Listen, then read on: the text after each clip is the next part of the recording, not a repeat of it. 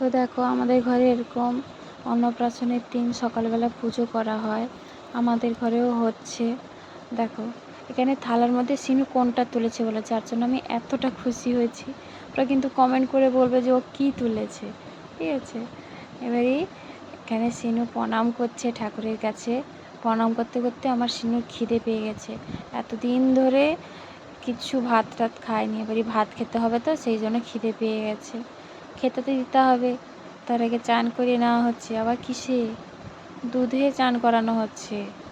তোমরা কেউ কি দুধে চান করো? দেখো আমার সিনু চান করছে, ঠিক আছে। আমরা এটা একটু ছোট্ট করেই করেছি, খুশিতে আনন্দতে করেছি।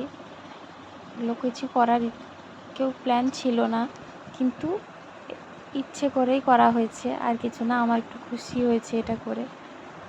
দেখো সিনু কীরকম হচ্ছে, দেখো ওকে ভাবছে ওকে আমরা কি করছি। পরে ওই যে ওর মামা একটু পায়েস খাইয়ে দিচ্ছে।